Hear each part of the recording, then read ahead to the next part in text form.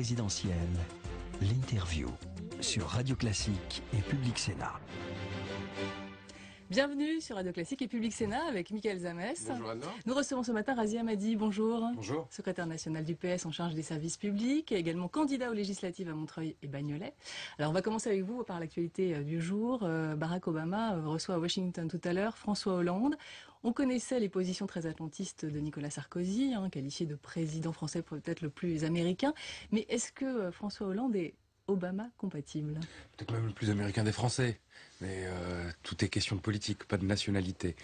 François Hollande est, je pense, compatible avec une entente, celle qui lie nos deux peuples, nos deux pays, la France, les États-Unis, avec des impératifs, des exigences, celle d'un retrait anticipé de nos troupes en Afghanistan, qui a été annoncé peut-être à quelques mois près, on a dit dès fin 2012, pour des raisons techniques peut-être, ça prendra quelques semaines de plus. Justement, ça c'est un sujet d'achoppement avec c'est un sujet d'achoppement, mais c'est surtout un sujet d'engagement sur lequel François Hollande s'est exprimé devant les Français. Et c'est en connaissance de cause que des millions de Français lui ont donné une majorité. Vous diriez que c'est aujourd'hui que commence vraiment le quinquennat de François Hollande avec cette rencontre avec Barack Obama ? Le quinquennat a commencé à partir de l'investiture. Et c'est quand même le grand bain aujourd'hui. Oui, il a rencontré Merkel il y a maintenant 3 jours. Il rencontre aujourd'hui Barack Obama. Il n'y a pas eu de temps à perdre. Le quinquennat a commencé à partir du moment où il est officiellement devenu président de la République. Et il s'est mis en marche à partir du moment où nous avons eu notre premier Conseil des ministres hier. Alors justement, on a vu hier le mot d'ordre, exemplarité, on est au travail, et donc surtout cette volonté de moraliser la vie politique, réduction du traitement des ministres de 30%, du Premier ministre et du Président, ça viendra un peu plus tard, et puis également cette signature d'une charte de déontologie. Mais sur cette réduction du salaire des ministres, est-ce qu'on n'aurait pas dû aussi réduire un peu le nombre des ministres, étant donné qu'il y aura en plus des secrétaires d'État après les législatives? Est-ce que c'est pas ça le dossier prioritaire? Il y avait une volonté affichée de rupture. Nous, sur le terrain, on l'a vu pendant cette campagne des présidentielles. Je continue à le voir durant cette campagne des législatives. C'est-à-dire qu'on avait une tonalité très acerbe de la part de nos citoyennes, citoyens sur l'attitude du gouvernement précédent, du chef de l'État, ce que l'on a pu appeler le bling-bling, c'est-à-dire une volonté de sobriété, de quelque chose de plus solennel, de plus responsable, de plus transparent, Et donc, cette volonté de rupture, maintenant, il faut la mettre en place. Donc, oui, il y a une baisse de 30%, mais en même temps, il y a aussi une réduction de 10% des budgets de fonctionnement des ministères. Et il reste autant de ministres, quand même. Oui, mais c'est moins de 10% là, c'est sur les 5 années qui viennent. Et puis... sur le nombre de ministres, j'ai entendu quelques remarques de la droite ici ou là. Vous savez, entre le premier gouvernement Fillon et le second, je crois qu'ils ont doublé. Donc prendre comme référence uniquement le premier gouvernement Fillon. C'était après les législatives. Oui, uniquement prendre le premier gouvernement Fillon pour faire une comparaison sur l'inflation du nombre de ministres. Chaque ministre qui est là... Il n'y en a pas trop, selon vous? Mais non, ils sont là sur des thèmes essentiels. Quel est le thème pour lequel il ne faudrait pas de ministre ou de ministre délégué? Citez-en un, je vous attends. Il n'y en a pas. Ce sont les urgences sur lesquelles François Hollande s'est exprimé, qui méritent pour chacun une femme, un homme de qualité, compétent, capable de faire avancer ses priorités. Deux questions encore là-dessus, Razia Madi. Donc, normalement, après les législatives, il y aura sûrement des secrétaires d'État en plus, peut-être des secrétaires d'État communistes. Faut-il faire entrer les communistes au gouvernement? Le Rassemblement de la gauche, ça a toujours été, pour ce qui me concerne, l'aiguille qui fixe le nord dans ma boussole. Il faut toujours rassembler, il faut toujours tendre la main. Donc oui, aux communistes dans le gouvernement, bien évidemment. En cas d'alliance, et donc d'accord avec eux pour les législatives. Il est nécessaire. Le Rassemblement de la gauche... Jean-Luc Mélenchon, il est hostile aujourd'hui. Jean-Luc Mélenchon, c'est une partie du front de gauche. Voilà, vous me parlez des communistes, je pense qu'il le faut. À chaque fois que l'on peut rassembler, il faut rassembler. Maintenant, il y a aussi un programme, il y a des priorités, il y a une méthode. Elle est celle d'un président de la République élu au suffrage universel, d'une majorité qu'il va falloir aller chercher et que nous devons aller chercher et qui doit être claire et nette à l'Assemblée nationale. Sur cette base-là, je suis favorable à toujours élargir la gauche autant qu'on le peut et donc favorable à l'entrée de ministre communiste au gouvernement. Razia m'a dit, je reviens une petite seconde sur la baisse de 30% des salaires. Les ex-ministres UMP vont toucher encore leur salaire pendant 6 mois. C'est Ils vont la être. règle. C'est assez paradoxal. Ils vont être. Que cette loi soit rétroactive ou pas?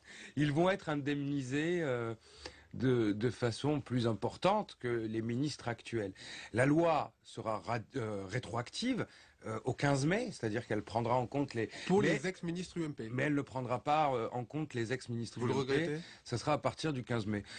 Non, je pense qu'il y a des usages républicains. On n'a pas, voilà, s'ils voulaient le faire, ils n'avaient rien ne les empêche d'ailleurs d'agir. De la même manière que rien n'empêche d'agir aujourd'hui les présidents des grands groupes publics, puisqu'ils savent que la volonté du président de la République et du gouvernement est de réduire l'échelle de salaire de 1 à 20. Je pense que l'exemplarité devrait mener un certain nombre de responsables d'entreprises publiques à envoyer une lettre en disant dès à présent, je réduis mon salaire pour arriver à quelque chose qui est entre 200 et 300 000 euros par an quand même. Hein.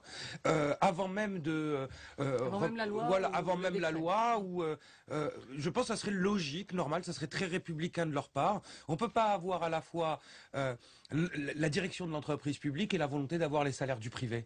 Alors Razia m'a dit, hier Ségolène Royal a un peu mis les pieds dans le plat. Elle a critiqué tout simplement la méthode de Vincent Peillon, le nouveau ministre de l'Éducation, qui a annoncé le retour à la semaine de 5 jours dans le primaire. Elle a dit manque de concertation, il fallait attendre l'arbitrage du Premier ministre. Est-ce que c'est pas le premier couac? Non, je ne pense pas. C'est un engagement de François Hollande. C'est dans nos 60 propositions. Demain... Mais il aurait dû faire cette annonce le jour de la passation de pouvoir, Vincent Peillon?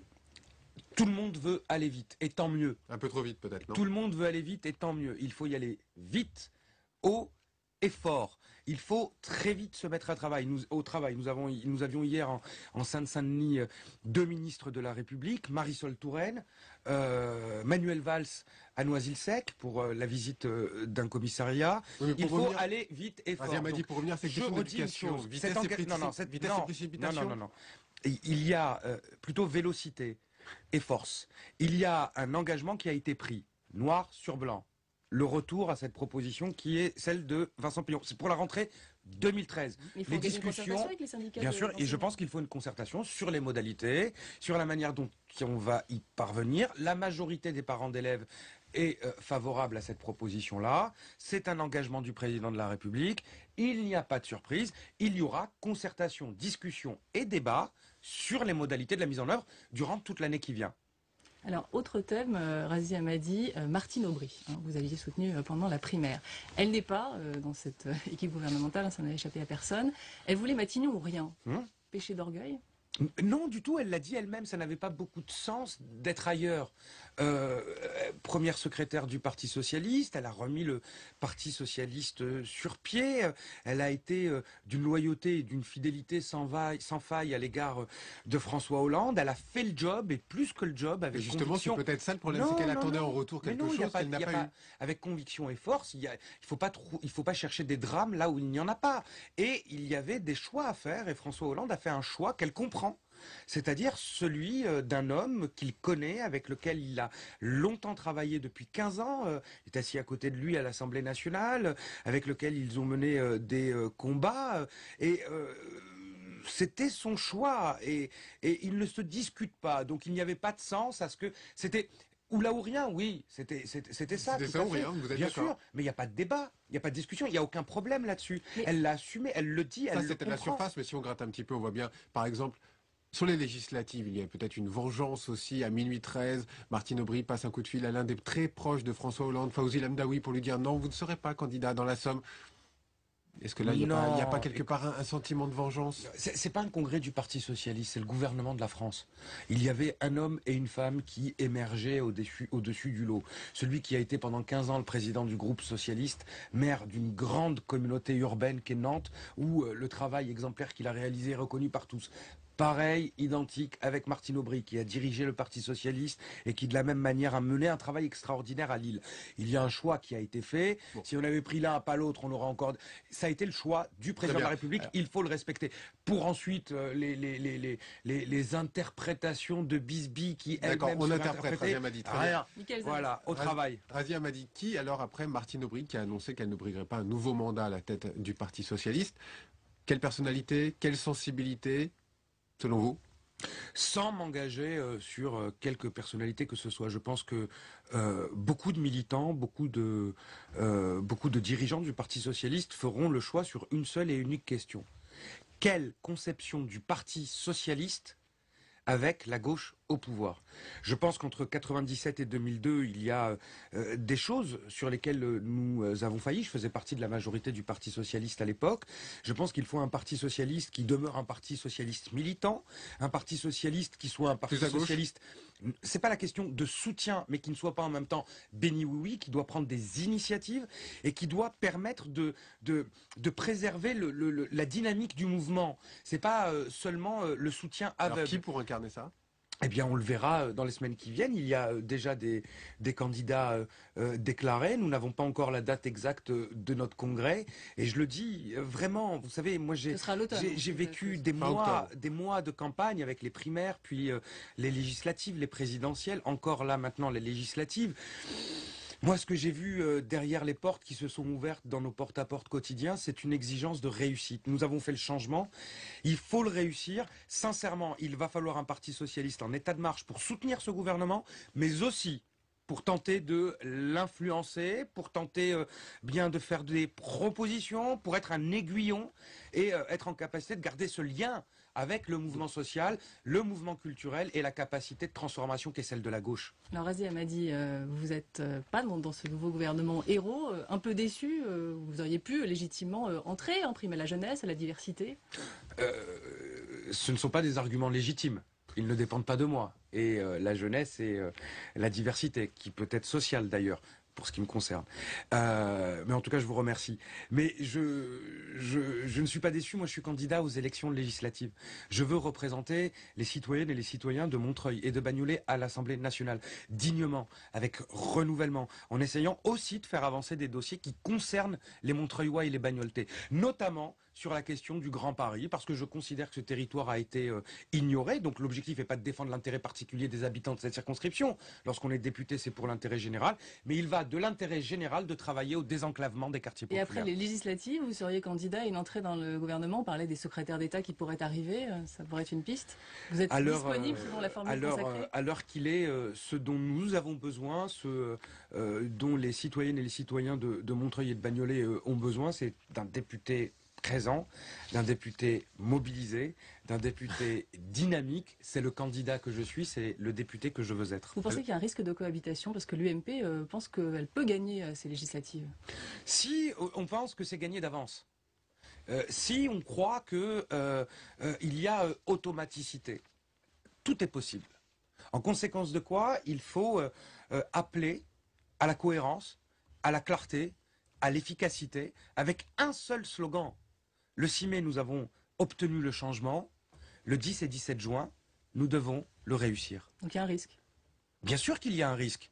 Si les électeurs se démobilisent, s'ils pensent que seule la présidence de la République passée à gauche peut permettre le changement et que donc ils se trompent, alors oui, il y a un risque. Ils ne doivent pas se tromper. Une majorité claire, nette, cohérente. Dès le 10 juin, dès le premier tour, pour ceux qui soutiennent l'action du président de la République pour réussir le changement. Merci Razzy Hammadi. Merci à vous. Merci Michael Zamès. Merci beaucoup. Très bonne journée à tous sur Radio Classique et Public Sénat.